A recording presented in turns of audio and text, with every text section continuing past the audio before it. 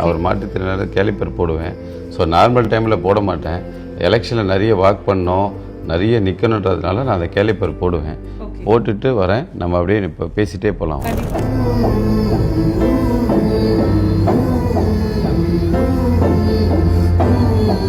நிறைய பிரச்சாரம்லாம் போகிறோம் இல்லையா? ஸோ நிற்கிறதுக்கு இது எனக்கு சப்போர்ட் பண்ணும். நார்மலாக நீங்கள் நிற்பீங்க, அதனால் இது எனக்கு சப்போர்ட்டாக இருக்கும். நான் 4-5 ஹவர்ஸ் கூட இதை போட்டால் நின்றுட்டுருப்பேன். இதை பயன்படுத்தி என்ன கேட்டிங்கன்னா தொடர்ந்து பயன்படுத்திட்டுருக்கேன். இப்போ போட்டேன்னு வச்சுங்களேன், நைட்டு 1 மணி 2 மணிக்கு தான் நான் அதை ரிமூவ் பண்ணுவேன். அடுத்தது 4-5 மணிக்கு மறுபடியும் போட்டுட்டு மக்களை சந்திக்கணும், தொகுதியை பக்கம் தான் மைண்டில் ஓடிட்டுருக்கே கண்டி. இதெல்லாம் ஒரு பெரிய பொருட்டாகவே வரல. என்னை வாழ வச்சு என் மக்களுக்கு நான் வரேன்னு வராதே இல்லையா? அப்போ அவர் கூட நான் ஏன் பயணிக்கக்கூடாது? எனக்கு தேவையான, என் குடும்பத்துக்கு தேவையான சம்பாதிக்க வச்சுருக்கேன். சம்பாதிக்கணுக்கு எனக்கு கிடையாது. நான் மக்கள்கிட்ட தெளிவாக சொல்லியிருக்கேன். அண்ணன் சொன்ன மாதிரி, எங்கள் தலைவர் சொன்ன மாதிரி, ஒரு பைசா தொட மாட்டேன், ஊழல் செய்ய மாட்டேன், இது சத்தியம்னு சொல்லி நான் பேசியிருக்கேன். அதை நான் நிச்சயம் காப்பாற்றுவேன். ஒரு வாய்ப்பு கொடுக்க சொல்லுங்கள். மக்கள் கண்டிப்பாக தருவாங்க. தலைவர் விஜயண்ணன் கொடுப்பாங்க. கொடுத்ததுக்கப்புறம் 5 ஆண்டுகளில் அது தாவேக்காவின் கோட்டையாக மாறும். ஏன்னா மக்களுக்கு தேவையான அனைத்து உதவிகளும் கண்டிப்பாக நிச்சயமாக நான் செய்வேன். பேசுகிறது எல்லாமே ஹார்ட்லேருந்து பேசுகிறது. நான் உண்மையை தான் பேசுவேன். இந்த விளம்பரத்துக்காக பேசுறது நான் கிடையாது. எனக்கு அந்த மாதிரி விளம்பரம் பண்ணி நான் வின் பண்ணுற எண்ணமும் எனக்கு கிடையாது. எனக்கு பயமே கிடையாதுங்க. பெருமைக்காக நான் சொல்லலை. எனக்கு அது கடவுள் எனக்கு ஒரு ப்ளஸ்ஸாக தான் கொடுத்துருக்கு. எது பண்ணாலும் சாதிக்கணும், ஃபேஸ் பண்ணணும், எதுவும் அதுதான் எனக்கு பிடிக்குமே. எல்லாருமே பார்த்திங்கன்னா அரசியலில் நடிக்கிறாங்க. ஆனால் அண்ணன் நடிக்கலை. அண்ணன் உண்மையாக இருக்கார். மக்கள் கூட கூட்டணி வச்சுருக்காரு. ஒவ்வொரு வீட்டிலேருந்தும் விஜயாவும் போகிறாங்க. எல்லோரும் குடும்பம் அண்ணன் ஒரு வார்த்தை சொன்னால் பாருங்கள், குடும்பமாக பிரச்சாரம் போயிட்டுருக்கான்னு சொன்னாங்க பாருங்கள். அது கண்கூடாக நாங்கள் பார்த்துட்ருக்கேன் டே பை டே. நேயர்களுக்கு வணக்கம். ரொம்ப பரபரப்பா இயங்கிட்டு இருக்கக்கூடிய இந்த அரசியல் களத்துல இன்னைக்கு நம்ம யாரை சந்திக்க போறோம் அப்படின்னா, உத்திரமேரூர் தொகுதியில இருக்கக்கூடிய தாவேக்காவினுடைய வேட்பாளரான முனிரத்னம் அவங்களுடைய வீட்டில தான் இருக்கும். வணக்கம் சார். அரசியல் களம் எப்படி இருக்காங்கிறது தொடங்கலாம்னு நினைக்கிறேன். சூப்பராக இருக்குங்க. ஓகே, எல்லாம் எழுச்சியாக இருக்காங்க மக்கள்லாம். தளபதி அரியணை ஏறுவது உறுதியாகி விட்டது. அவரை முடக்கிறன்னு நினைக்கிறாங்க. ஆனால் அதெல்லாம் தாண்டி தலைவர் முதலமைச்சராக உட்காரது உறுதியாகி விட்டது தான் நான் சொல்லுவேன். சார், தொகுதிக்காக தொடர்ந்து உழைத்துட்டு இருக்கீங்க. அந்த களப்பணிகளில் ஒரு முக்கியமான ஒரு நபராகவும் இருக்கீங்க. நான் உங்களுடைய நேரத்தை வீணாக்க வேணாம்னு நினைக்கிறேன். நீங்கள் எனக்காக உட்கார்ந்து வேண்டாம், நீங்கள் உங்களுடைய வேலைகளை நீங்கள் தொடங்க ஆரம்பிக்கலாம். அப்படியே நம்ம பேசி. நானும் தொகுதிக்கு தான் கிளம்பிட்டேன். நான் ஒரு மாற்றுத்திறனாளி கேலிப்பர் போடுவேன். ஸோ நார்மல் டைமில் போட மாட்டேன். எலெக்ஷனில் நிறைய வாக் பண்ணோம், நிறைய நிற்கணுன்றதுனால நான் அந்த கேலிப்பர் போடுவேன். போட்டுட்டு வரேன். நம்ம அப்படியே இப்போ பேசிகிட்டே போகலாம்.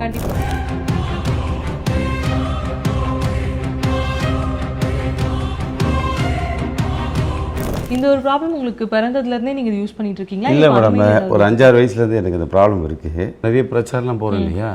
ஸோ நிற்கிறதுக்கு இது எனக்கு சப்போர்ட் பண்ணும். நார்மலாக நீங்கள் நிற்பீங்க, அதனால் இது எனக்கு சப்போர்ட்டாக இருக்கும். பட் நான் 4-5 ஹவர்ஸ் கூட இதை போட்டால் நின்றுட்டுருப்பேன். சின்ன வயசுலேருந்தே இது நீங்கள் பயன்படுத்துகிறீங்களா? இல்லை மேடம், சின்ன வயசுலேருந்து நான் பயன்படுத்தலைன்னா அதுக்கு தேவையான வசதிகள் வாய்ப்புகள் அப்போ இல்லை. ஸோ கடவுளாக இப்போ எங்களுக்கு கொடுத்துருக்காங்க. அதனால் இப்போ தான் இதெல்லாம் பார்த்திங்கன்னா சிங்கப்பூர்லேருந்து வாங்குறது 50,000. கிட்டத்தட்ட ஒரு 10 வருஷமாக பயன்படுத்துகிறேன். மார்னிங் எழுந்துட்டு ப்ளே பண்ண போகிறேன், ஷெட்யூல் கார்க் விளையாட போகிறச்சா நான் பயன்படுத்துவேன். வாக் பண்ணும்போது பார்க்கில் போய் அப்போ பயன்படுத்துவேன். எனக்கு கால் பெயின் வராதுங்க. நான் இது நீ வச்சு சப்போர்ட் பண்ணி தான் நடப்பேன் இல்லையா? ஸோ ஹேண்டு தான் பெயின் வரும். அதுக்காக தான் இதை நான் பயன்படுத்துகிறேன். அதனால் அது இன்னொரு விஷயம் பார்த்திங்கன்னா, இன்னும் தளபதி மக்களுக்காக வராருங்க. அதெல்லாம் பார்க்கும்போது ஒரு சின்ன தூசு கூட கிடையாது. இதை பயன்படுத்தி என்ன கேட்டிங்கன்னா தொடர்ந்து பயன்படுத்திட்டுருக்கேன். இப்போ போட்டேன்னு வச்சுங்களேன், நைட்டு 1 மணி 2 மணிக்கு தான் நான் அதை ரிமூவ் பண்ணுவேன். அடுத்தது 4-5 மணிக்கு மறுபடியும் போட்டுட்டு மக்களை சந்திக்கணும், தொகுதியை பக்கம் தான் மைண்டில் ஓடிட்டுருக்கே கண்டி. இதெல்லாம் ஒரு பெரிய பொருட்டாகவே வரல எனக்கு. ஆனால் உங்களை ஃபாலோ பண்ணும்பொழுது நிறைய இந்த ஸ்போர்ட்ஸ் ஆக்டிவிட்டிலெல்லாம் நிறைய ஈடுபடுறீங்க. சிரமமாக இல்லையா இது போட்டு? நான் சின்ன வயசுலேருந்து ரொம்ப ஸ்போர்ட்ஸ்னால் வெறி. நான் படிப்பை விட ஸ்போர்ட்ஸ் தான். இப்போ கூட என் பசங்களுக்கு சொல்லுவேன், போய் விளையாடுன்னு தான் சொல்லுவேன். ஏன்னா விளையாட்டோட ஒரு உடற்பயிற்சின்றது உலகத்திலேயே கிடையாதுங்க. அந்த ஆர்வம் புரிஞ்சு எங்கன்னா வேட்புமனு தாக்கல் போகிற அந்த ஒரு சின்ன கேப்பில் கிரிக்கெட் விளையாடிட்டு இருந்த பசங்களோட விளையாடு. உண்மைதாங்க. ஸ்க்ரூட்டிங்கு என்னை கூப்பிட்டாங்க கலெக்டர் ஆஃபீஸில். 10 மணிக்கு வர சொன்னாங்க. 10 மணிக்கு என் அட்வொகேட் சொன்னார் 10 மணிக்கு வாங்க சார்னாரு. ஆக்சுவலாக அவங்க 11 மணிக்கு தான் சொல்லியிருக்காங்க ஸ்க்ரூட்டிங்க்கு. போனால் 1 ஹவர் டைம் இருந்தது. அந்த 1 ஹவர் என்ன பண்ணலான்னு பார்த்தா பசங்க கிரிக்கெட் விளையாடிருந்தாங்க. நான் அவங்ககிட்ட போயிட்டு விளையாடினேன். அங்கிள் வாங்க அங்கிள் விளையாடலான்னு பசங்களை ஆர்வமாக கூப்பிட்டாங்க. கூப்பிட்டதுக்கப்புறம் ப்ளே பண்ணியிருக்கேன். உங்களுடைய ஒரு அன்றாட வாழ்க்கையில காலையில கிளம்பும்போது இப்படி இந்த இடத்துல உட்காந்து இந்த மாதிரியான ஒரு கிளம்புதல் தான் இருக்குமா? எப்பயுமே கார்லேயும் வச்சுருக்கேன். எங்கேயாவது போகிறோம் மறந்துட்டேன், டக்குன்னு ரொம்ப தூரம் நடக்கிற மாதிரி தான் அது கார்லேயே எடுத்து ஃபிக்ஸ் பண்ணிட்டோம். காருக்குள்ளேயே உட்காந்துட்டு சிரமமாக இருக்கும், கஷ்டமாக இருக்கும், பரவாயில்ல அப்படின்ற மாதிரி ஃபிக்ஸ் பண்ணிவிட்டு, இது மக்களுக்காக சேவை செய்யணும், தலைவர் நமக்காக வந்திருக்காரு, அதனால் அண்ணனுக்காக நான் கூட இருந்து அவர் எப்படியோ அதே மாதிரி இருப்பேன். ஒரு பைசா வாங்காமல் ஓடலாமல் நம்ம அவருக்கு நான் அவர் கூட சப்போர்ட்டாக இருப்பேன். நிறைய இந்த தேர்தல் பரப்புரை அது இதுன்னு போகும்போது இப்போ வெயில் வேற சுட்டெரிக்கும் சூரியன் அந்த மாதிரி இருக்கும். உணவு பழக்க வழக்கங்கள்லாம் எப்படி இருக்குது இப்போதைக்கு வெயிலில்? பியூர் வெஜிடேரியன் தாங்க. வெஜ்ஜு, கீரைகள் நிறைய ஜாஸ்தி சாப்பிடுவேன். அதுக்கப்புறம் பார்த்திங்கன்னா இந்த காரக்குழம்பு இதெல்லாம் கொஞ்சம் ரொம்ப விரும்பி சாப்பிடுவேன். நான் பார்த்திங்கன்னா எனக்கு சமைக்கிறதுக்கு கூட கிட்டத்தட்ட ஒரு 6 வருஷமாக சமைச்சு ஒருத்தர் கொடுத்துட்ருக்காங்க. சுமார் ஒரு 6 ஆண்டு காலமாக என் கூட பயணிக்கிறாங்க. அவங்களும் என்னுடைய தேவைகளை ஃபில் பண்ணுவாங்க.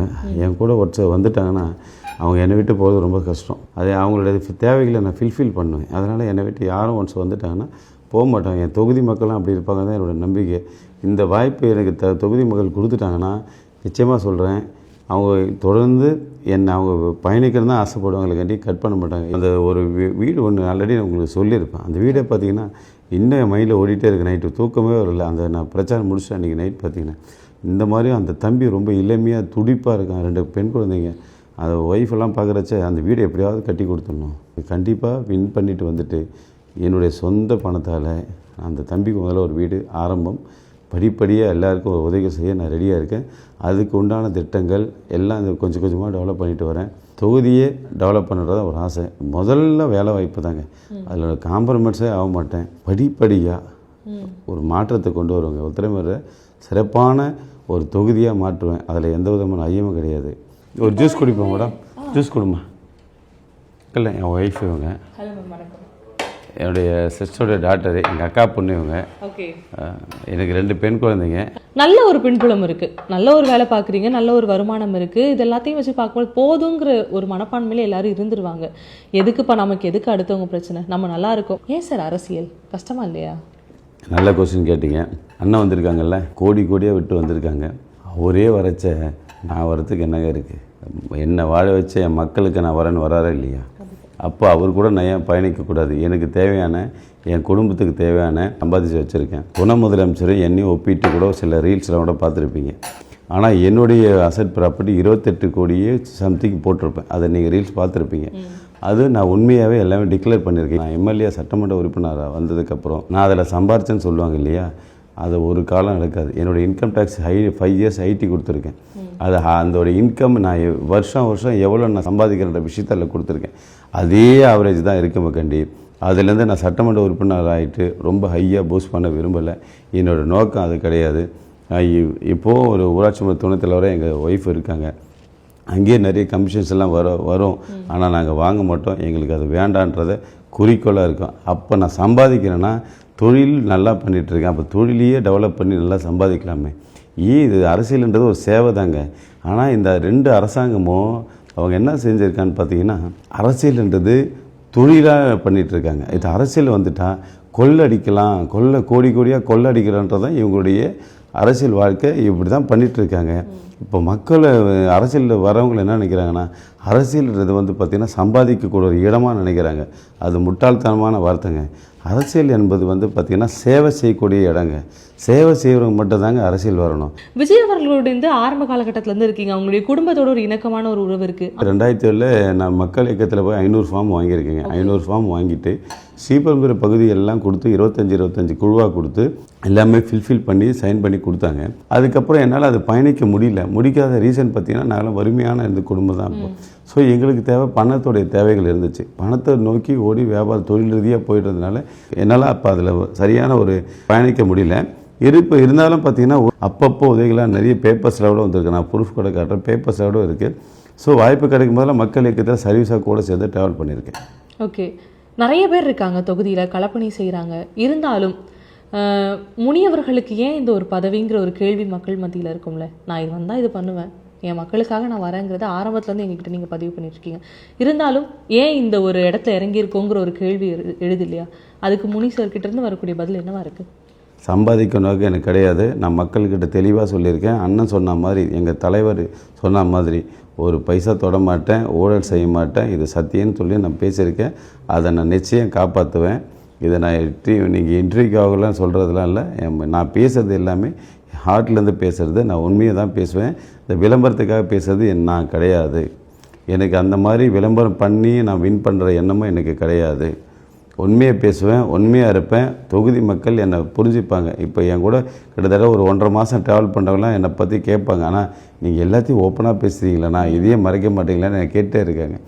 நான் சொன்னேன், நான் தப்பு பண்ண தான் நான் மறைக்கணும் இல்லையா? அப்போ உண்மையாக இருக்கும்போது நான் ஏன் மறக்கணும் அப்படி கேட்பாங்க. என் ஒய்ஃப் கூட கேட்பாங்க அடிக்கடி, ஒன்று கூட நீங்கள் மனசில் எதுவும் வச்சுக்க மாட்டிங்களா, எல்லாத்தையும் ஓப்பனாக பேசுகிறீங்க. நான் என்ன மறைக்கிறது என்ன இருக்குது? எல்லாத்தையும் ஓப்பனாக பேசுவேன். அதனால தான் எனக்கு சக்ஸஸ் கொடுக்குதுங்க. கடவுள் ஓப்பனாக இருக்கிறச்ச என்ன ஆகுன்னா, மக்களும் சரி, நம்ம வியாபார ரீதியும் சரி, நம்பிக்கை வரும். கிரிமினலாக திங்க் பண்ணுறது அதெல்லாம் சக்ஸஸ் கொடுக்காது. மக்களை நம்ப மாட்டாங்க. இப்போ நான் ஊழலை ஒழிப்பேன், பைசா தொட மாட்டேன்னு சொல்லிவிட்டு நாங்கள் போய்ட்டு ஒரு லஞ்சம் வாங்கிட்டு எம்எல்ஏ கமிஷன் வாங்கிட்டு இருந்தால் மக்கள் ஏற்றுப்பாங்களா? அது ஒரு காலம் நடக்காது. ஒரு காலம் என் உயிரே போகிற நிலமை வந்தாலும் நான் வாங்க மாட்டேங்க. இருந்தாலுமே எனக்கு இந்த தொகுதி பற்றி கொஞ்சம் படிக்கும்பொழுது தெரிய வந்த விஷயம் என்ன அப்படின்னா, நீங்கள் எதிர்த்து போட்டியிடக்கூடிய எல்லாருமே அரசியல் முதிர்ச்சி பெற்றவர்கள், அரசியல் அனுபவம் மிக்கவர்கள் அப்படின்னே சொல்லலாம். பயமா இல்லையா?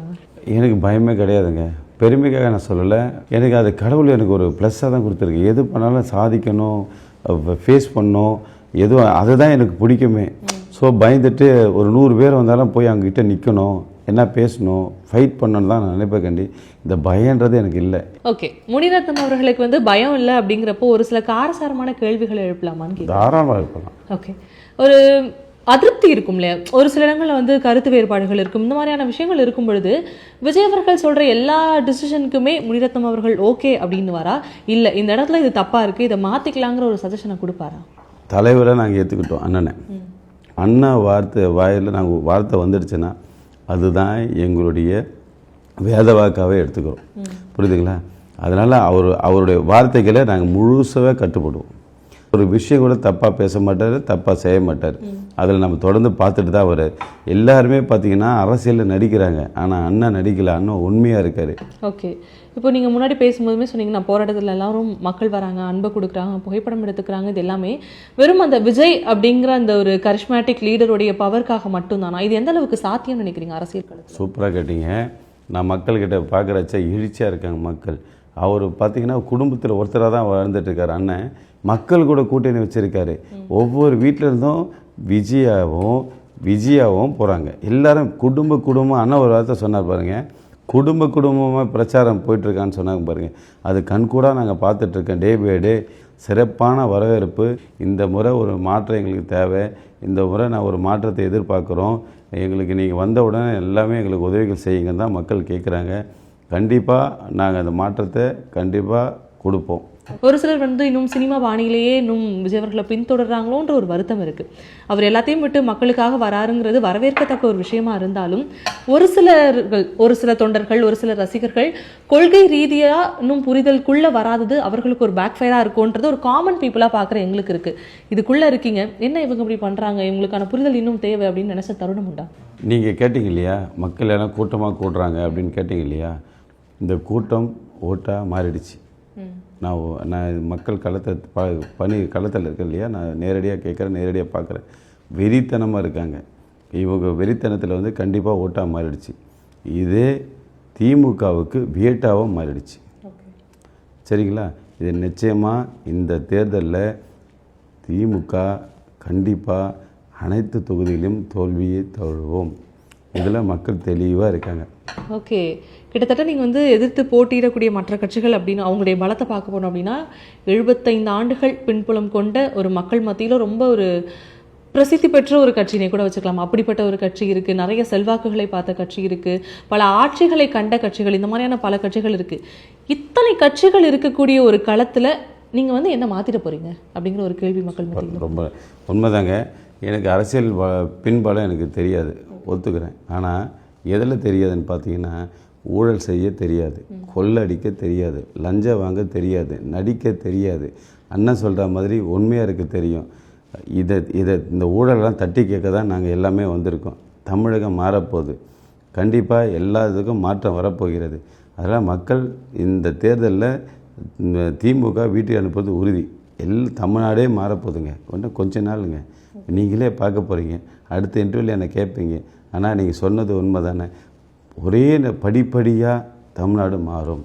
ஓகே, விஜய் சார் ரொம்ப தெளிவாக இருக்கார். அவருடைய என்ன பண்ணுறோங்கிறதுல ரொம்ப தெளிவான ஒரு பாதையில் போயிட்டுருக்காருன்னப்போ விஜய் அவர்கள் மீது நிறைய ஒரு விமர்சனம் இருக்குது.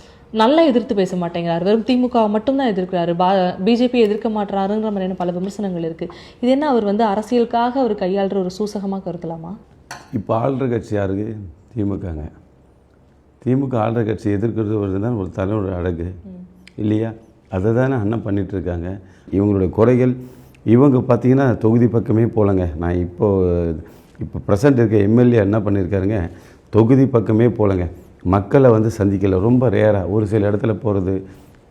இவர் மேலே ரொம்ப மக்கள் வெறுப்பாக இருக்காங்க. கிட்டத்தட்ட அந்த உத்தமர் ஒரு 20-25 வருஷமாக இவர் தொடர்ந்து சட்டமன்ற உறுப்பினராக இருந்திருக்காரு. ஒரு யூஸ் இல்லை. இவர் நல்லா இருந்தால் போதும், இவரை சார்ந்தவங்க நல்லா இருந்தால் போதுன்றதான் அப்படின்னு இவர் இருக்கார கண்டி தொகுதி மக்களுக்கு ஏதாவது உதவிகள் செய்யணும் அப்படின்ற ஒரு எண்ணங்கள் கிடையாது. எதிர்கட்சிகளில் இருக்கக்கூடிய உறுப்பினர்களையும் தொடர்ந்து இவங்கெல்லாம் ஒரு கரைபிடிந்த ஆட்கள், இத்தனை வருஷம் ஆட்சியில் ஒன்றுமே பண்ணலங்கிற ஒரு கிரிட்டிசிசம் இருக்கும் பொழுது எதிர்கட்சியில் இருக்கக்கூடிய ஆட்கள் தாவேக்காவை நோக்கி வரும்பொழுது புனிதமாகிடுறார்களா அப்படிங்கிற ஒரு கேள்வி ரொம்ப நாளாக இருக்குது. லீடர்ஷிப், தலைவர், ஒரு தலைமை எப்படி இருக்கானோ அப்படி தான் அவர் கீழே இருக்க தொண்டர்கள் இருப்பாங்க. புரியுதுங்களா? அதனால் தலைவர் சிறந்த தலைவராக இருக்காருன்னா அவர் கீழே இருக்க நாங்கள். இப்போ அண்ணன் என்ன சொன்னாருங்க, ஒரு ஊழல் செய்ய மாட்டேன், ஒரு பைசா தொட மாட்டேன் அப்படின்னு சொன்னார் இல்லையா? அப்போ நானும் அந்த வார்த்தை சொல்கிறேன். என்ன ரீசனுக்காக சொல்கிறேன்? தலைவர் எவ்வழியோ அவ்வழி தான் தொண்டன் இருப்பான். நீங்கள் அதில் எப்படி இருக்காங்கன்னா அதில் ஊழல் செஞ்சு கொள்ளடிச்சு அப்படி இருந்தால் அதே மாதிரி தான் அதோடைய தொண்டனும் இருந்தான் இல்லைங்களா? இப்போது அதெல்லாம் மாறுது, புனிதமாக ஆகுதுங்க. அதனால தான் எங்களது புனித கட்சின்னே சொல்லுவோம் நாங்கள். ஸோ தூய கட்சின்னு சொல்லுவோம். அதனால் எங்கள் அண்ணன் அடிக்கடி சொல்லிட்டு இருக்கச்ச தாவேக்கா ஒரு தூய கட்சி, டிஎம்கே தீய சக்தி நாங்கள் சொன்னோம். குழந்தைங்களாம் சொல்ல ஆரம்பிச்சிட்டாங்க, மக்கள்லாம் சொல்ல ஆரம்பிச்சிட்டாங்க. இவ்வளோ விஷயங்கள் பகிர்ந்துக்கிறீங்க. இருந்தாலும் ஒரே ஒரு கேள்வி மட்டும் வந்ததுலேருந்து உறுத்திட்டே இருக்குது அப்படின்னு கூட வச்சுக்கலாம். உங்களுடைய கடந்த கால பக்கங்களை கொஞ்சம் புரட்டி பார்க்கும்பொழுது டிஎம்கேலேருந்து வந்தவர் தானப்பா இவர் அப்படிங்கிற ஒரு விஷயம் இருக்குது. அங்கேருந்து வந்தவர் தான், இவர் என்ன பண்ணிட போகிறாரு, அங்கே பண்ணதை இங்கே பண்ண போகிறாருங்கிற ஒரு விமர்சனம் இருக்குது. ஆமாங்க, டிஎம்கேல நான் முன்னாடி இருந்தேன், நான் மறுக்கல. சரி, விஜய் சார் வராருன்னு வெயிட் பண்ணிகிட்டே இருந்தேன். நான் உண்மையை சொல்கிறோம், இன்டர்வியூக்காக சொல்கிறதுக்காக சொல்ல. நான் திமுக கட்சியே கிடையாதுங்க. அது கார்ப்பரேட் கம்பெனி தான் சொல்லலாம். ஏன்னு பார்த்தீங்கன்னா நான் அதில் பயணிச்சிருக்கேன், எங்கள் அப்பா பயணிச்சிருக்காங்க. அவங்க எல்லாமே நடிப்பு. நான் நிறைய கூட ட்ராவல் பண்ணதுனால ஒரு உண்மையாகவே இருக்க மாட்டாங்க. நான் பார்த்துருக்கேன், நிறைய பேர் அந்த நேரத்தில் நடிப்பாங்க, அந்த நேரத்தில் பேசுவாங்க. எனக்கு அரசியலே உண்மையில் சுத்தமாக பிடிக்கல. அந்த விஷயத்தில் பார்த்தீங்கன்னா எப்படா திமுக விட்டு வெளியே வரப்போகிறோன்னு நினச்சிட்டு அந்த ஒவ்வொரு நாளும் நினச்சிட்டு இருந்தேன். யாராவது ஒரு நல்ல தலைவன் வரமாட்டான்னு நினச்சிருந்தேன். அதே மாதிரி நம்ம புரட்சி தலைவர் எம்ஜிஆர் அவர்களும் பார்த்திங்கன்னா திமுக விட்டு வெளியே வந்து தான் மக்களுக்கு நல்ல சர்வீஸ். இன்றைக்கும் நம்ம புரட்சி தலைவர் எம்ஜிஆரை பற்றி நம்ம பேசிகிட்டு இருக்கோன்னு பார்த்திங்கன்னா ஒரு நல்ல தலைவருங்க. அவர் அந்த மாதிரி தலைவர் பார்த்திங்கன்னா இன்னும் பேசிகிட்ருக்கோம். அதே போல் இன்னும் ஒரு 50, 60, 100 ஆண்டுகள் பார்த்திங்கன்னா தலைவர் விஜய் அண்ணா அவர்களை பற்றி நம்ம தமிழ்நாடும் உலகமே பேசுங்க அவரை பற்றி. ஏன்னா அவரோட சேவைகள் அப்படி இருக்குன்றது எங்களுக்கு கொஞ்சம் கூட சந்தேகமே கிடையாது. மக்களும் ரொம்ப கான்ஃபிடென்ட்டாக இருக்காங்க. ஓகே, தொடர்ந்து தொகுதிகளில் இருக்கீங்க, களப்பணிகளில் பார்க்க முடியுது. இந்த தொகுதியில் இருக்கக்கூடிய ஒரு மேஜர் ப்ராப்ளமாக என்ன இருக்குது? தொகுதியில் நான் உங்களுக்கு ஏற்கனவே கூட இன்டர்வியூவில் நான் இப்போ நீங்கள் பேசுகிறச்ச கூட நான் சொன்னேன், வேலை வாய்ப்புங்க. வேலை வாய்ப்பு இளைஞர்கள், இளம்பெண்கள் நிறைய பேர் படித்து வேலை இல்லாமல் ரொம்ப இருக்காங்க. ஆக்சுவலாக பார்த்தீங்கன்னா சிப்கார்டு, செய்யார் சிப்கார்டு, அந்த சிப்கார்டு அப்படியே விரிவாக்கம் படுத்தி உத்தரமேல் சிப்கார்டாக கொண்டு வரது என்னோடய லட்சியமாக இருக்குங்க. அது மட்டும் இல்லாமல் கண்டிப்பாக நிச்சயமாக நிறுவனங்களை கொண்டு வரணுங்க. 4 பேர் எல்லாமே வேலை செய்யணுங்க. மக்கள் எல்லாம் வேலைக்கு போனாங்க. அந்த வேலைக்கு போனாவே அவங்களோட தேவைகளை அவங்க ஃபில்ஃபில் பண்ணிப்பாங்க, பூர்த்தி செஞ்சுப்பாங்க. யாருடைய உதவிகளோ எதிர்பார்க்க தேவையில்லை. இப்போ இருக்கின்ற ஆளுங்கட்சி என்ன பண்ணுறாங்கன்னா மக்களை ஏழையாக வச்சுக்கிட்டு அவங்களுக்கு எந்த உதவியும் பார்த்திங்கன்னா வாய்ப்புகள் கொடுக்கல. அவங்களுக்கு இலவசங்களை தான் கொடுத்து அவங்களுக்கு ஒரு 500 ரூபா 1000 ரூபா கொடுத்து ஓட்டு வாங்கலான்ற ஒரு எண்ணத்தில் தான் இப்போ இருக்க அரசாங்கம் இப்போ திட்டம் தீட்டிகிட்டு இருக்காங்க. ஓகே, இப்போது நாங்கள் வந்து சென்னையிலேருந்து புறப்பட்டு அப்படியே வரும்பொழுது நகரமயமாதல் இருக்குல்ல, ஒரு கட்டம் வரைக்கும் இருந்துச்சு. அதுக்கப்புறம் அப்படியே ஒன்றுனா குறைஞ்சு எனக்கு என் ஊருக்கு போகிற ஒரு ஞாபகம் வந்துச்சு இதுக்குள்ளே வரும்பொழுது. வேலைவாய்ப்பு வேணும், இதெல்லாம் வேணுன்றதை தாண்டி மக்களுக்கு தேவையான எல்லா வசதிகளுமே இந்த உத்திரமேரூரில் கிடைக்குதா? கண்டிப்பாங்க.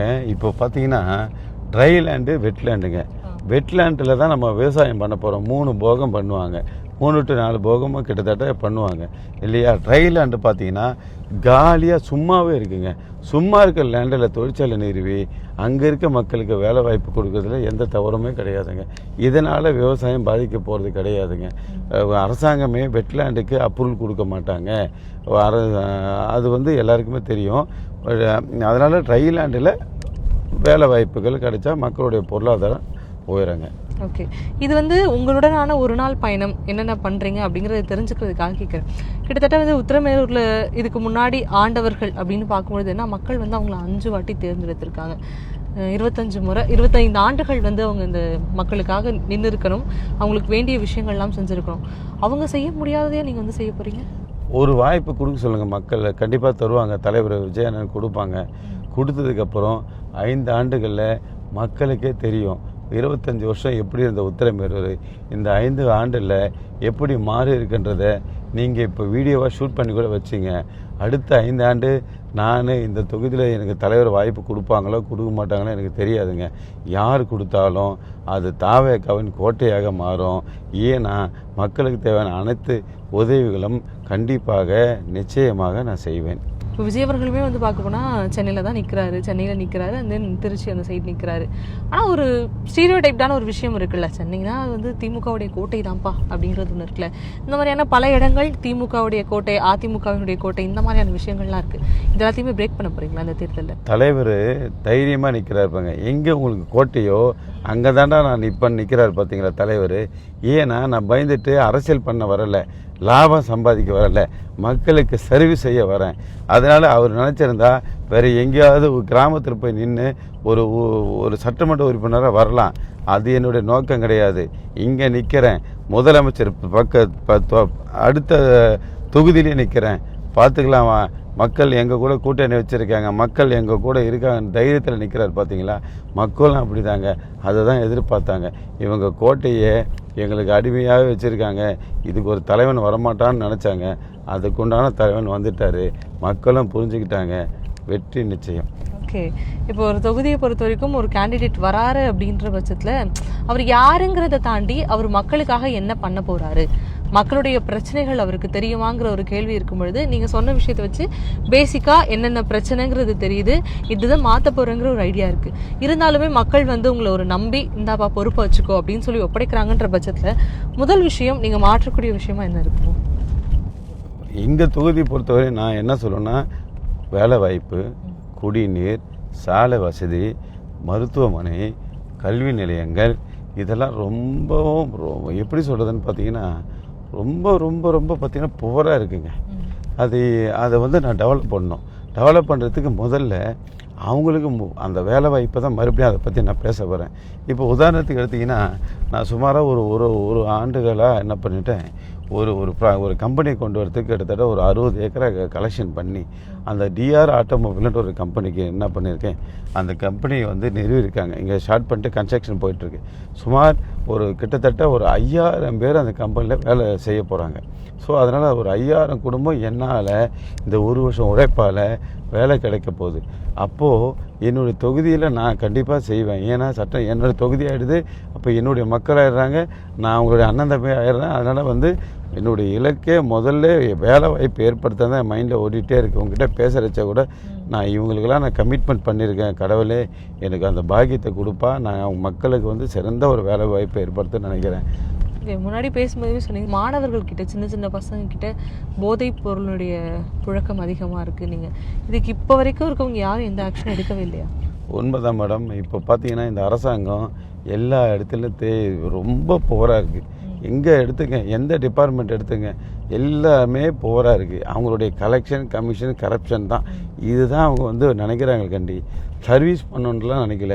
ஏதோ பசியில் நீங்கள் நல்லா ஒரு காலையில் சாப்பிடல, மதியம் சாப்பிடல, நைட்டு விட்டிங்கன்னா அடி பிடிச்சி எடுத்துருங்களே சாப்பிட்ற விஷயத்தில். அதே மாதிரி என்ன பண்ணுவாங்கன்னா, இவங்க 10 ஆண்டாக வந்து ஆட்சிக்கே வரலை. பசியோடு இருந்தாங்க. வந்த உடனே அடிச்சிட்டாங்க. அது மக்களுக்கு எல்லாருக்குமே தெரியும். எல்லாத்துலேயும் பர்சன்டேஜாக நான் பார்த்ததில் பார்த்தீங்கன்னா ஊழலுக்கு சதவீதம் வச்ச ஒரே அரசாங்கம் இந்த அரசாங்கமும் அதுக்கு முன்னால் அரசாங்கம் மட்டும்தான். இதுக்கு முன்னாடி அம்மாலாம் இருந்தாங்க, புரட்சி தலைவர்லாம் இருந்தாருங்க, சிறப்பான ஆட்சி கொடுத்தாருங்க. இன்னும் அவங்க பேச்சை நம்ம ஏன் பேசிகிட்டு இருக்கோன்னா, சிறந்த முதலமைச்சராக இருந்தாங்க, தமிழக மக்கள் ஏற்றுக்கிட்டாங்க. இன்னும் தலைவரை பற்றி எம்ஜிஆரை பற்றி இன்னும் பேசிகிட்டே இருக்க பார்த்தீங்கன்னா அதே மாதிரி நம்ம தலைவரை பற்றி தொடர்ந்து பேசுவாங்கன்றது எனக்கு நம்பிக்கை இருக்குங்க. இதெல்லாம் பண்ணுவோம் அப்படின்னு சில மேனிஃபெஸ்டோலாம் கொடுத்துருந்தாங்க, கையோட எடுத்துகிட்டு வந்துட்டேன். சரி ஓகே கேட்டுருவோம், போகிற போக்கில் கேள்வி தானே, அதுக்கு பதில் கிடைச்சா நல்லாயிருக்கும். இது எந்த அளவுக்கு சாத்தியம் அப்படிங்கிற மாதிரி தான் தலைவர் இதுக்கு உண்டான விளக்கத்தை தெளிவாக சொல்லிட்டார். எப்படி சாத்தியம், எங்கேருந்து பண்ண போகிறோம் அப்படின்ற விளக்கத்தை தலைவர் கிளியராக சொல்லிட்டார். நீங்கள் அவருடைய வீடியோ கூட நீங்கள் பாருங்கள், பேசுகிறச்ச இது எல்லாமே கேட்டாங்க. இது எப்படி உங்களுக்கு சாத்தியம் சொன்னார் பாருங்கள். முதலமைச்சருக்கு போக வேண்டிய கமிஷன் நிறுத்தினால் இதெல்லாம் சாத்தியம்னா இருப்பாருங்க. அது நிச்சயமாக அந்த மாதிரி நடக்கும். கண்டிப்பாக தலைவர் சொன்னதை கண்டிப்பாக செய்வாருங்க. ஓகே, ஆனால் ஒரு தனிப்பட்ட விதத்தில் ஒரு விருப்புன்னு ஒன்று இருக்கும்ல. விஜய் அவர்கள் என்ன சொன்னாலும் சரிங்கிற ஒரு ஏற்றுக்கிற ஒரு மனப்பான்மையாக பார்க்கலாமா? இதை என்ன சொன்னாலும் ஓகேப்பா விஜய் சார் சொல்லிட்டாருன்னா அதை கேட்டுக்கலாம். ஏங்க அவர் மக்கள் தலைவருங்க, அவர் எப்பயுமே தப்பாலாம் பேச மாட்டாருங்க. மக்களுக்கு தேவையானதை மட்டும் தான் பேசுவார். நான் உங்கள் இன்டர்வியூக்காக நான் சொல்கிறதுக்காகலாம் சொல்ல, நீங்கள் அவருடைய ஒவ்வொரு இன்டர்வியூவும் அவருடைய ஸ்பீச்சை நீங்கள் வாட்ச் பண்ணலாம். மக்கள் தலைவர் நடக்கிறத மட்டும், மக்களுக்கு தேவையானதை மட்டும் தான் பேசுவார், தேவையானதை மட்டும் தான் செய்வாருங்க. ஓகே, அந்த மேனிஃபெஸ்டோவில் வந்து மதிப்பு மிகு மகளிர் திட்டம்ங்கிற ஒரு விஷயத்தை பார்க்க முடிஞ்சுது. பெண்களுக்கு இவ்வளோ ஒரு ஊக்கத்தொகை மாதிரி கொடுப்போங்கிற சொல்லியிருந்தாங்க. ஆல்ரெடி தமிழ்நாடு வந்து இத்தனை கோடி கடனில் இருக்குங்கிற ஒரு விமர்சனமும் ஒரு புறம் போயிட்டு இருக்கு. இதை அடைப்பாரா, இதை கொடுப்பாரா அப்படிங்கிற ஒரு கேள்வி வரும்பொழுது இது சாத்தியமாங்கிற ஒரு கேள்வியும் துணை கேள்வியா? கடன், தமிழ்நாடு கடனில் இருக்கு. ஆண்ட கட்சியோட குடும்பம் எப்படி இருக்கு? நல்லா செழிப்பாக இருக்குல்ல. அப்புறம் எல்லாம் பார்த்தீங்கன்னா படிப்படியாக எல்லாம் சரி செய்வாருங்க. நீங்கள் பாருங்கள், ஒரு வாய்ப்பு தரட்டும், தலைவர் கண்டிப்பாக ஸ்டெப் பை ஸ்டெப்பாக கண்டிப்பாக செய்வாருங்க. அவருக்கு உறுதுணையாக நாங்கள் எல்லாரும் கூட இருப்போம். எங்கள் பொதுச் செயலர் அவருக்கு இரவும் பகலமாக உழைச்சிட்டே வராங்க. அவர் பார்த்திங்கன்னா உண்மைக்கே தலைவர் சாதாரணமான ஒருத்தர் வந்து செலக்ட் பண்ண மாட்டாங்க. எங்கள் அண்ணன் பொதுச் செயலர் அண்ணன் பார்த்திங்கன்னா ஓய்வாரியாக அவர் தான் எல்லாமே. திமுக சும்மா பேசும்போது சொல்லுவாங்க, எங்கள் ஓய்வாரெல்லாம் கிடையாது, எல்லாமே துட்டு அறியாமல் தான் இல்லை. இவர் பார்த்திங்கன்னா தூங்கவே மாட்டார். உழைப்பு. எங்கள் அண்ணனுக்கு பக்கபலமாக இருக்கார் எங்கள் பொதுச் செயலாளர். ஆனால் வந்து சில நேரங்களில் விஜய் எங்கே அப்படிங்கிற ஒரு தேடுதல் பயணம் இருக்கும் அப்படிங்கிற மாதிரி இருக்குது. எங்கே விஜய் சாரை காணும். ஏன்னா வந்து மக்கள் வந்து நீங்கள் சொன்ன மாதிரி அந்த மாதிரி தான் அவர் வரணும்னு நினைக்கிறாங்க. முக்கியமாக ஒரு மாற்றம் வரணும் அப்படிங்கிறத வந்து மக்கள் பெரிய அளவில் விரும்புகிறாங்க. இருந்தாலும் விஜய் அவர்களுடைய களப்பணி குறைவாக இருக்கா, இல்லை மக்கள் கண்களுக்கு அது போய் சென்றடையிலையா? ஏங்க அவர் வர ரெடியாக இருக்குங்க. இந்த அரசாங்கம் வந்து தடுக்குதுங்க அவரை. அவர் வந்துட்டால் இவங்களால் ஒன்றும் பண்ண முடியாது அப்படின்னு இவங்க தடுத்துட்டு இருக்காங்க. அது தமிழக மக்கள் எல்லாருமே அறிவாங்க. நீங்கள் நான் எல்லாருக்குமே தெரியும். அதெல்லாம் உடைச்சி எரிஞ்சு அண்ணன் கண்டிப்பாக நிச்சயமாக முதலமைச்சராக அமருவாங்க. மேடம் வாங்க, எங்கள் ஆஃபீஸ் போவோம். இதுதான் உங்களுடைய ஆஃபீஸா சார்? ஆமாம், இதுதான் ஆஃபீஸ். இந்த கட்சி தொடர்பான எல்லா வேலைகளுமே இந்த ஆஃபீஸ் இங்கே தாங்க செயல்படுத்துகிறோம். வீட்டில் இருந்து இவ்வளோ தூரம் இருக்கே, கஷ்டமா இல்லை? என் தொகுதி இது தானே, நான் இனிமேல் என்னுடைய பயணமே இங்கே தானே. வீட்டில் இருக்கிறத விட இங்கே தொகுதி மக்கள் கூட தான் நிறைய இருக்கணும். ஆஃபீஸில் தான் நிறைய நேரங்களுக்கு. ஆமாம், மக்களை சந்திக்கணும். ஆஃபீஸில் திட்டம் திட்டதெல்லாம் ஆஃபீஸ் தானேங்க. மக்கள் எல்லாருமே இந்த அலுவலகத்துக்கு வருவாங்களா? மக்கள் என்னை வந்து சந்திக்கிறாங்க. நான் இங்கே தான் இருக்கேன். பட் நான் இங்கே இருக்கிற நேரம் கம்மி தான். தொகுதியில் போய் மக்களை நான் சந்திச்சிட்டதுனால ஒரு சில நான் இருக்கிற நேரம் பார்த்து மக்களும் வந்து என்னை சந்திக்கிறாங்க. நீங்கள் வந்து தினமுமே வந்து இங்கே இந்த நிர்வாகிகள் எல்லாரையுமே நீங்கள் இங்கே தான் சந்திக்கிறீங்களா? கட்சிக்கு தேவையான எல்லா திங்ஸும் இங்கேருந்து தான் எல்லா ஒன்றிய செயலருக்கும் நாங்கள் இங்கேருந்து அனுப்புவோம். எல்லா ஒன்றியத்துக்கும் இங்கே தான் போவோம். அவங்கள வந்து கலெக்ட் பண்ணுவாங்க. இல்லைனா எங்கள் டீம் கொண்டு போய் அவங்ககிட்ட கொடுத்துட்டு வந்துடுவாங்க. அப்படி தான் பயணிச்சிட்ருக்கு. இந்த பிரச்சாரத்துக்கெல்லாம் இங்கேருந்து உங்களுக்கு எல்லாமே ஆமாம், எல்லாமே இங்கேருந்து எல்லா ஒன்றிய செயலருக்கு நாங்கள் அனுப்பிச்சிடுவோம். அவங்க அந்தந்த கிளை செயலருக்கு அவங்க கொடுத்து விட்ருவாங்க. இந்த பிரச்சாரத்துக்கெல்லாம் விஜய் சார் போகும்போது அதுக்குன்னு ஒரு பிரத்யேகமான ஒரு வாகனம்லாம் இருக்கும். அந்த மாதிரி எல்லாருக்குமே உண்டா? கண்டிப்பாக இருக்குங்க, நமக்கு இருக்குது. என்னுடைய பிரச்சார வாகனத்தை பார்க்கலாம் வாங்க. ஸோ பயங்கரமாக இருக்குது. இந்த யூடியூப்லலாம் பல வீடியோக்கள் பார்த்துருக்கோம். பல கோடி மதிப்பில் தயாரான பிரத்யேக பிரச்சாரம். எவ்வளோ ஆச்சு ஆக்சுவலாக கேட்கலாமா? இந்த வண்டி ரெடி பண்ண இந்த வண்டி வந்து பார்த்திங்கன்னா என்னுடைய பிரதர் வந்து எனக்காக, பிரதர்ன்றதுனால அவர் எனக்கு ஸ்பான்சர் பண்ணியிருக்காரு. ஸோ எந்த விதமான பணம் கொடுத்தாலும் அவர் வாங்கலை. பட் இருந்தாலும் தேர்தல் விரும்புறதுனால நாங்கள் அது வாடகை என்னவோ அவருக்கு நான் மாதம் கொடுக்குன்னு சொல்லி அப்ரோச் பண்ணியிருக்கேன். அதனால் இது என்னுடைய பிரதருடைய வாகனம் தான். நாங்கள் 3 பேர் பிரதர்ஸு. நான் அண்ணன் தம்பி எனக்கு 2 பேர் இருக்காங்க. ஸோ இதில் எங்கள் அண்ணன் எனக்கு வந்து எனக்காக அவரே கெட்டு நின்று சப்போர்ட் பண்ணி ரெடி பண்ணி கொடுத்துருக்காங்க. ஓகே, நான் வரும்போதே கேட்டேன் வந்து மக்கள்லாம் இங்கே வருவாங்கன்னு கேட்டேன். மக்கள் இங்கே வரமாட்டாங்க, பட் ஆனால் மக்களோட இடத்துக்கு நான் போயிடுவேன். இல்லை மக்கள் வராங்க. ஏன்னா நான் இங்கே இருக்க மாட்டேன். நான் இருக்கிற நேரம் வந்து ஷார்ட்டாக இருப்பேன். அதாவது இரவு நேரம் தூங்கும் போது மட்டும்தான் இங்கே வருவேன். ஸோ தூங்குறதுக்காக வரும்போது அந்த நேரத்துலேயும் மக்கள் வந்து சந்திப்பாங்க. நான் இப்போ இங்கே இருக்குன்னு தெரிஞ்சால் வாலண்டியராக அவங்க வர ரெடியாக இருக்காங்க. பட் நான் தொகுதிகளில் தான் மக்களோட மக்களாக தான் நான் இருந்துகிட்ருக்கேன். அதனால் மக்கள் வந்து பார்த்திங்கன்னா இங்கே நேர்மையில் இருக்க வசிக்கிற மக்கள்லாம் வராங்க. இப்போ கொஞ்ச நேரம் யாராவது நான் இங்கே இருக்குன்னு தெரிஞ்சாவே, அதுதான் நான் உங்களுக்கு முதலே சொல்கிறேன், எல்லாமே என்னை தலைவராக தான் என்னை பார்க்குறாங்களே. வேட்பாளர் தலைவர் அறிவிச்சார் பாருங்க, 234 தொகுதியிலும் நான் தான் வேட்பாளர்ன்றார் இல்லையா, அது உண்மை. சார், நிறைய விஷயங்கள் வந்து காலில் இருந்து தொடர்ந்து பேசிட்டு இருக்கோம். என்னென்ன பணிகளில் நீங்கள் ஈடுபடுறீங்க எல்லாமே சொல்லியிருக்கீங்க. பிரச்சாரத்துக்கு போய் மக்கள் இருக்கிற இடத்துல போயிட்டு நீங்கள் ஒவ்வொரு விஷயத்தையும் சொல்லிட்டு இருக்கீங்க. ஆனால் இந்த ஒரு பிளாட்ஃபார்ம்ங்கிறது மக்களை நேரடியாக சென்றடையக்கூடிய இன்னொரு விஷயமா தான் பார்க்கப்படுது. இதுக்காக முனிரத்னத்தை தேர்ந்தெடுக்கலாம்ப்பா, என்ன பண்ண போறாரு முனிரத்னம் அப்படிங்கிறத நீங்கள் சொல்ல விரும்புகிற வார்த்தைகள் என்ன? நிச்சயமாக சொல்கிறேன், உறுதியாக சொல்கிறேன். மக்களுக்கு வேலை வாய்ப்புங்க. உத்தரமேரூரில் நான் பார்த்தது பார்த்திங்கன்னா வேலை வாய்ப்பு கொடுத்தாவே அவங்களோட தேவைகளை அவங்க ஃபில்ஃபில் பண்ணிப்பாங்க. இன்னொரு சாலை வசதி, குடிநீர், புதிய பேருந்து நிலையம், மருத்துவமனை, இதை நம்ம கொடுத்தாவே மக்கள் மிகவும் மகிழ்ச்சியாக இருப்பாங்க. ஸோ என்னுடைய படிப்படியாக அவங்களுக்கு இந்த எல்லாம் நான் ஃபில்ஃபில் பண்ணுவேன். மக்கள் கூட கண்டிப்பாக அவங்களுடைய பிரச்சனைகளை உடனுக்குடனே முதலமைச்சர் நம்ம அண்ணன் தலைவர் அவர்களுக்கு கொண்டு சென்று அவங்களுக்கு தேவையான உதவிகளை பெற்றுத்தருவது தான் என்னுடைய முதல்வர் கடமையாக இருக்கும். அதனால் சொல்கிறேன், மக்கள்லாம் எழுச்சியாக இருக்காங்க. உத்தரமேரூர் தொகுதி கண்டிப்பாக வெற்றி நிச்சயம். இப்போ வந்து நிறைய விஷயங்கள் நீங்கள் சொல்லி கேள்விப்பட்டுட்டோம். இத்தனை நாள் நீங்கள் களப்பணி செஞ்ச அந்த மக்களை போய் அடுத்த கட்டமாக வந்து நேரடியாக சந்திக்க போகிறோம். மக்கள் வந்து எந்த அளவுக்கு நீங்கள் சொன்ன மாதிரி விஜய் அவர்களுக்கு ஆதரவாக இருக்காங்க, உங்களுக்கு ஆதரவாக இருக்காங்கன்றதை போயிட்டு களப்பணியில் அடுத்ததாக தெரிஞ்சுக்க போகிறோம். அதை பார்த்துட்டு வந்து மீட் பண்ணலாம். இப்போதைக்கு புதுசாக விருப்பப்படுறவங்க வந்தால் நல்லாயிருக்கும். புதுசானா அப்போ ஒரு இன்டெரக்டாக அவர் தான் சொல்கிறீங்க. இவங்க வந்தால் செஞ்சிருவாங்கன்னு நம்பிக்கை இருக்கா? செய்கிறாங்களோ இல்லையோ, புதுசாக வந்தால் நன்மையாக இருக்கும். ஒரு அடுத்த தலைமுறைக்கு கொஞ்சம் வழியாக இருக்கும். ஓகே, உங்களுக்கு வந்து அரசாங்கத்துல இருந்து கிடைக்கிற சலுகைகள் எல்லாமே இது வரைக்கும் கிடைச்சிருக்கா? கொஞ்சம் வரும், வராது, கொஞ்சம் லாபம் வரும், நஷ்டமும் வரும். என்னத்தான் சொல்லத்து சொன்னால் மட்டும் என்ன போட போகிறீங்களா? சரி, ஆனால் சும்மா சொல்லலாம்ல, இது தேவைன்னு ஒன்று இருக்குல்ல. உங்களுக்கு என்ன தேவைன்னு தெரிஞ்சுக்கலாம். மேபி இதை பார்க்குறாரு அப்படின்னா உங்களுக்கு கிடைக்கலாம்ல. யார் பார்த்தாலும் அப்படி கூட இருந்தால் கூட எனக்கு நல்லா இருந்தால் சரிதான்.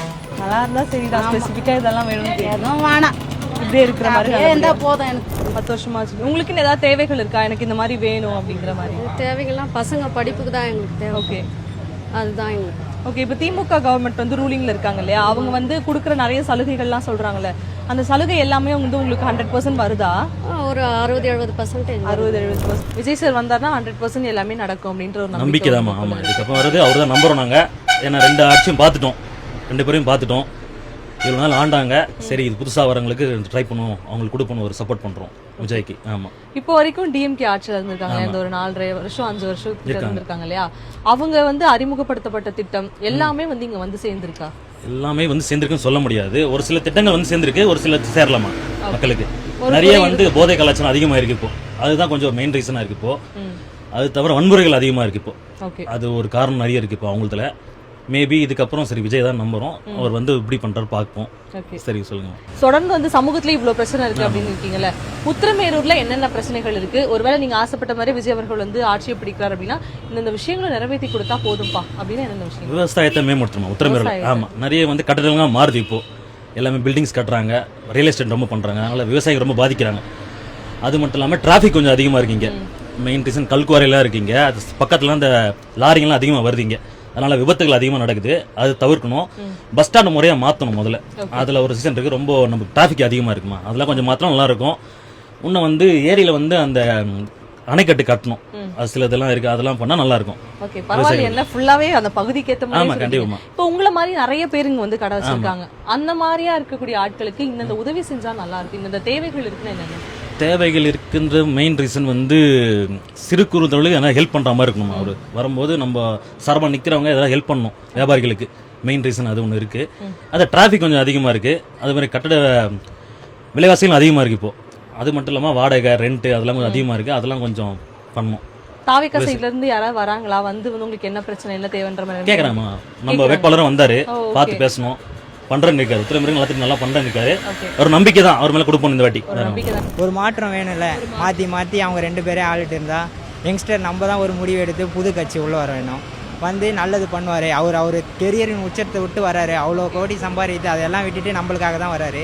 அவருக்காக ஒரு வாய்ப்பு கொடுத்தா அவர் நல்லது பண்ண போறாரு. டிவிக்கே வந்தா இந்த விஷயம் எல்லாமே நடந்துரும்னு நினைக்கிறீங்களா? நீங்க வச்ச கோரிக்கை கண்டிப்பாக நடக்கும். ஓகே, ஒரு மாற்றம் மாற்றம். இது வரைக்கும் வந்தது எதுவுமே நாங்கள் பார்க்கல, பாதுகாப்பாகவும் இல்லை.